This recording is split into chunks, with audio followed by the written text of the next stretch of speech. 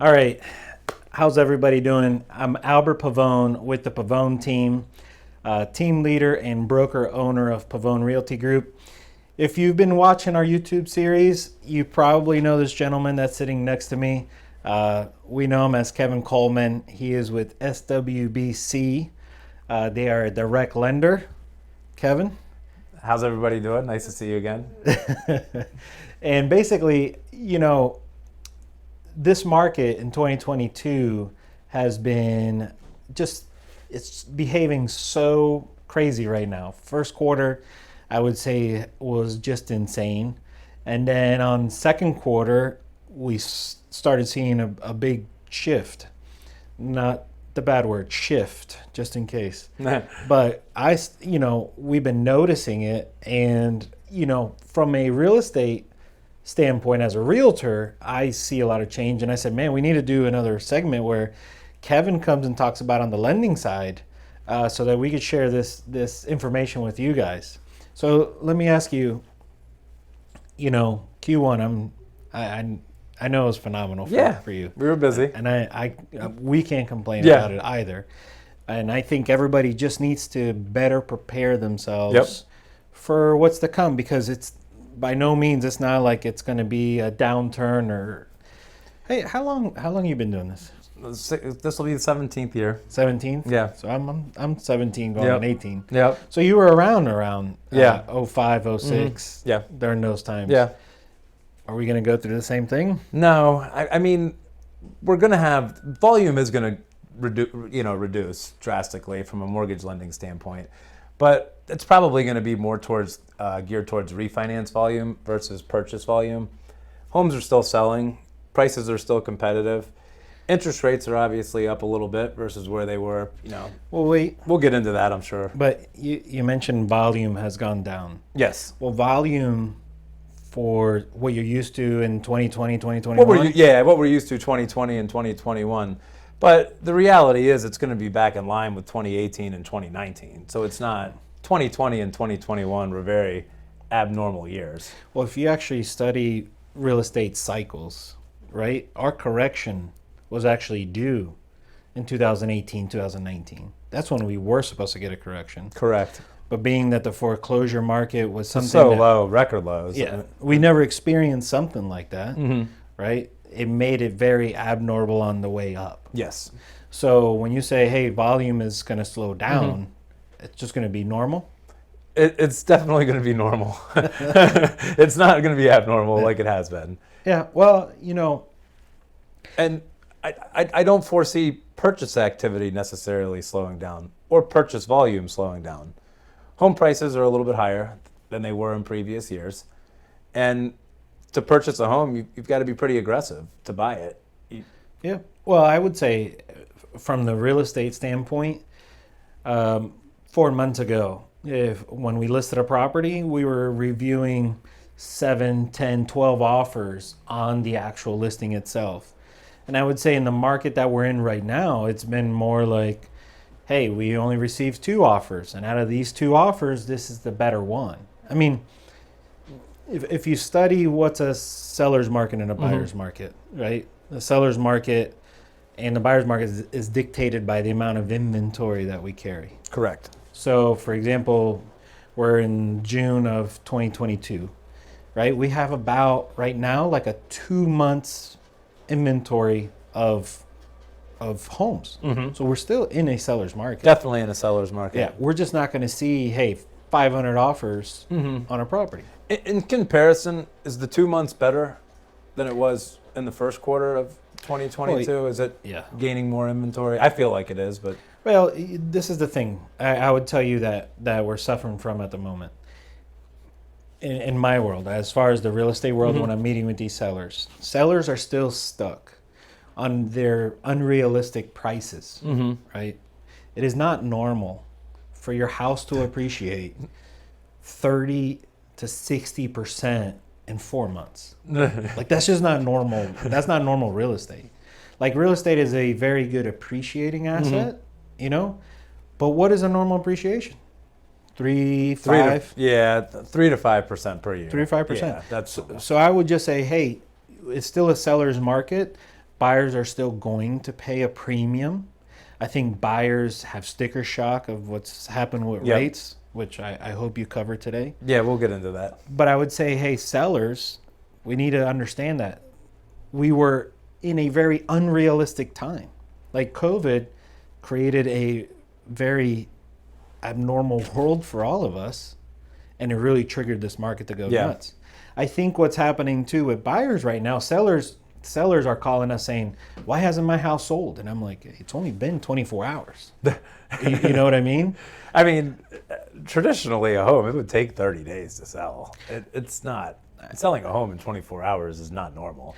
I would say because we go above and beyond when it comes to selling a home. Yep. So average days on market, if we got it sold 14 to 21 days, seller was doing phenomenal. Absolutely. Right? But we don't ask sellers to sign 6-month listing agreements for no reason. Yep. You know, if the market continue where it's at, we go to 2-week listing agreements. Yeah. You know That's what all I mean? you need. So I would say that. And now, speaking of rate, I think buyers are still very unrealistic of where the rate. Well, I guess buyers are looking at it like we're going to sit on the fence and we're going to wait for either prices to come down or we're going to wait for interest rates to come down. And I mean, what are you noticing? Because you do a lot of refinances as well. Yeah, I mean, from the refinance perspective, you've got to have benefit to refinance. And if you refinance 2020, 2021, you probably got a rate in the 3s to 2s. So you should stick with that loan unless it's totally necessary to do something different. But in terms of from a purchase standpoint, I mean, it's a good point you bring. So if you purchase a home at X price and the interest rate goes up from, earlier this year it was in the 4s, so it even approached the 6s in some situations. Even if you get the home for a little bit less in price, you're still going to be paying a lot more monthly. How quick did that rate change? Oh my! I mean, overnight. No. Oh, it felt like it was overnight. Like it was overnight. I mean, I feel like rates go up a lot faster than they go down, in my opinion. I was doing loans less than 12 months ago with rates in the high 2s, and now rates in the mid 5s is considered really good for this time in June. So I really hope that changes. But well, let's say that it doesn't. Yep. Mid 5s. I've been selling real estate for a long time. Yep. But in 2015, 2016, rates were 5.5. Yeah, we had 5s. They go in cycles. I mean, I could go back to a graph and show that interest rates in 2005, 6, 7 averaged in the 6s, got down to maybe the high 5s in 2007 and 8, maybe reached a low point in 2012 when we were coming out of the recession of that time in the low 3s, the low to mid 3s. But anything in the 3s is abnormal. Yeah. Probably a healthy environment's rates in the 4s and 5s with today's prices, in my opinion. Well, how long could we sustain 2 and 3%? Like that was just not. It's not sustainable. I mean, this is just an opinion, but 2 and 3% rates were produced by the Fed knocking down overnight lending rates to 0 and basically purchasing a majority of the mortgages that were written to basically help stimulate the economy when it was shut down during COVID. COVID, we don't want that to last forever. So thank God. Yeah. So we need to get back to a normal market, to whereas rates are at a normal level. So let me ask you, 17 years, you've seen rates go up and down like a roller coaster. Yeah, I have. And did anybody ever stop purchasing homes? No. And you know what? If you would have bought your house 17 years ago when rates were in the 6s, you'd probably, 1, not owe a lot on your house if you kept paying it. 2, you probably would have refinanced to a shorter term loan already anyways and at a lower payment regardless. And 3, your home would probably be up, I don't know, 200-300% in value. So people say we've been in a seller's market for quite some time. I would tell you that buyers who purchased in 2018, 2019, oh yeah, that was a buyer's market. That was a big buyer's market. We had short inventory, but those buyers made so much equity in their home that it put them Yeah. in such a beautiful position. So And everybody who did a loan in 28, I mean, I guess not everybody, but I would say a lot of people who did loans in 2018 when rates hit the, were in the fives, I could probably, if I'm a betting person, say that they took advantage of 2020 and 2021 and refinanced to rates in the twos and threes. I would hope. I mean, So let me ask you this, because I think when you're in love with I never in history, at least in the 17 years that I've been selling homes, I've never had a time where a buyer didn't buy and a seller didn't sell. Like I've never seen the real estate market just freeze. Okay, I mean, I don't know. Did you ever have a month where you didn't do a loan? no. Okay, so Yeah. so you think even if it's a bad market, or I know news is selling this doom and gloom, but are we going to see real estate come to a halt? No. I'm a firm believer in this. If you find a house and the price is right and you're okay with the payment, buy the house. Because over time, one, the house is going to appreciate. Two, the cycle of interest rates is going to go up, going to come down. Take advantage of when rates dip and refinance if you want to. And three, if you sit on the sideline and wait, you're only going to pay more in the future. It's Okay, well that you're talking about holding the mortgage for 30 years. nobody holds a mortgage for 30 years. Don't tell them that. Sorry. I would say, because I did a segment on this. Yep. Okay, and I said, hey, because I there's a lot of buyers on the fence and they're waiting for the market to come crash. Yes. The way that the news is selling it to everybody, and I'll have to go back and check what the math looked like, right? Yep. But if you bought a house for $500,000 in a very high market, Yes. let's just say I picked 500 to keep it simple. Yep. And your interest rate was 4.5%. Okay. Which was pretty normal Yeah, a couple months ago. Yep, absolutely. Just 2 months ago. Right? Yeah. Your payment, right, not including taxes and insurance, was around $2,500 and change. Okay. Now, if that same buyer would have waited or waits for the prices to go down 50,000, now you're going to be sitting around waiting quite some time, and you get that same mortgage on a $450,000 house, the same house, Yep. at 6.5%.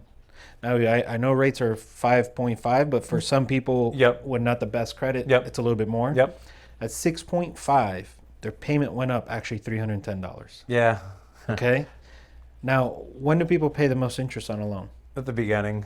At the very beginning. Yeah, the first 10 years. Right. So I say, if you like a house now, go after it. You Yep. marry your house, Yep.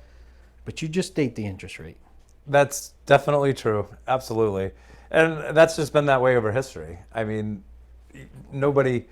the average holding period on a mortgage, I don't have a graph or a statistical thing, but I can tell you it's not more than 7 years. I mean, 7 to 10 has been the latest study on it. that's probably even keeping the house. That might not be the mortgage they dated with the house. Yep. Well, it's changed. It used to be Okay. 5 to 7 years, and now it's gone up from 7 to 10 years. So they are staying in their home a lot longer. And within that time period, they're either going to sell or they're going to refinance. Yeah. Kids go to college, Yep. or you're ready to downsize, whatever it is. It starts the process back over. So I would say, hey, you're not going to be stuck with that rate. Now, maybe you can answer this.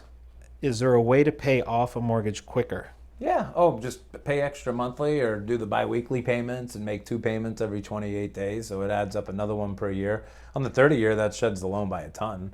There's lots of ways to pay it down faster, even at higher interest rates. It's all the same.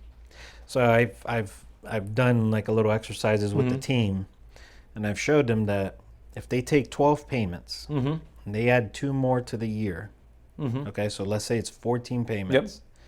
You turn around and divide it back by 12 payments. Yep.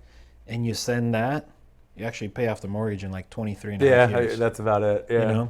So you're saving a lot on actual interest over the Oh, absolutely. longevity of the loan. If the payment was $2,000 a month, principal and interest, for example, and you just take even 6 years off, 2,000 times 12 is 24,000. 24,000 times 6, we're talking a big number. Now you do it by 7, you're at a real big number. Yeah. So there is ways to do it. Absolutely.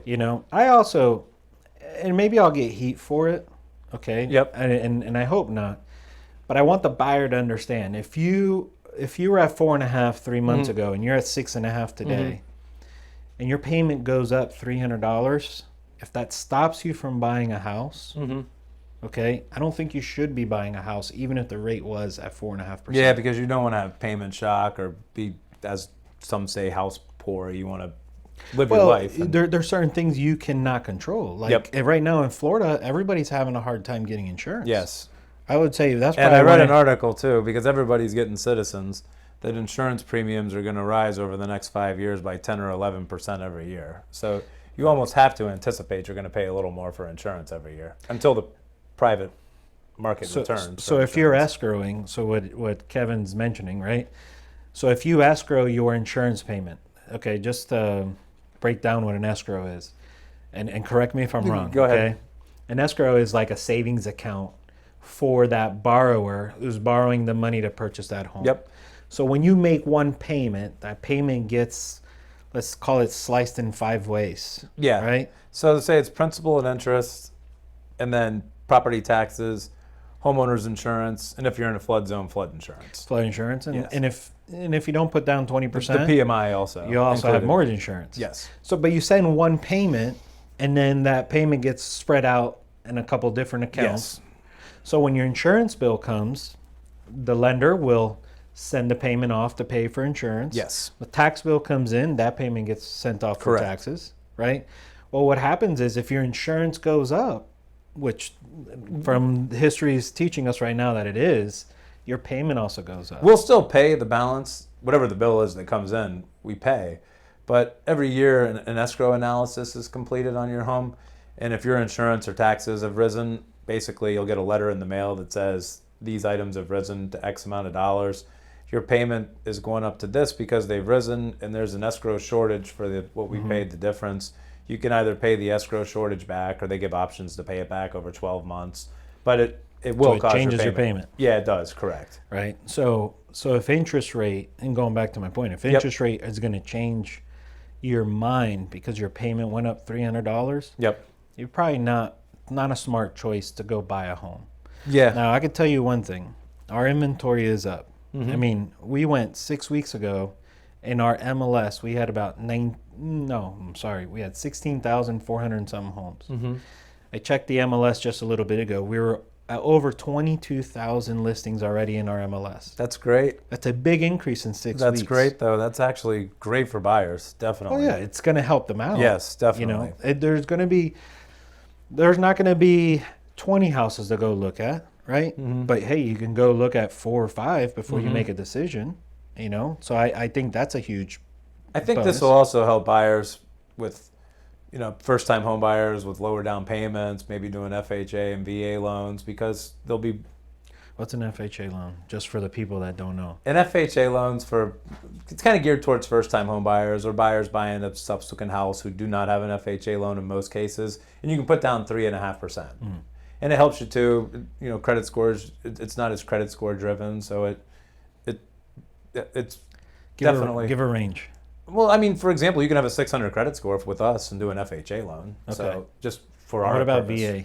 VA? VA, same thing. VA, the great thing about VA, we will go down to 600 credit scores and do our VA loans. But secondly, there's 0% down available. There's also no PMI on the loan. So there's a lot of good features towards a VA loan. Did you guys, and I'm sorry I didn't ask you this before, are you guys approved for that Home for Heroes? Yeah, the Hometown Heroes Hometown program. Heroes? Yep. So you guys are new. approved for it? Yeah, oh yeah, absolutely. You give them a little snippet of So what a little snippet of it. There's a list that we'll talk when you get on the phone with me and we're getting you pre-approved. But there's a list of essential, occupations in Florida that they've deemed essential, so to speak, and you're considered a hometown hero. Just a couple easy examples like law enforcement, teachers, just throwing 2 out there. And if you're a first-time home buyer, you can look to purchase a home up to, I believe it's on a conventional loan, the max loan limits of $647,200 for a purchase price, or $460,000 for an FHA loan. I have to double check on purchase price limits, but I think it's up to that level. And income limits are pretty high. You can go up to, I think, on the loan, you can go up to 138 or 100. I think it's 138,000 for income to qualify for it. And You can get down payment assistance basically up to 5%. Well, 5% of your total loan amount, or $25,000, whichever is, so like if you have a $500,000 loan college, you can get $25,000 in down payment assistance to help towards the down payment and closing costs. You're gonna have to simplify this. Simplifying this, you can get $25,000 up to at a $500,000 home to help purchase it at a 0% interest rate, so you never make a payment on that $25,000.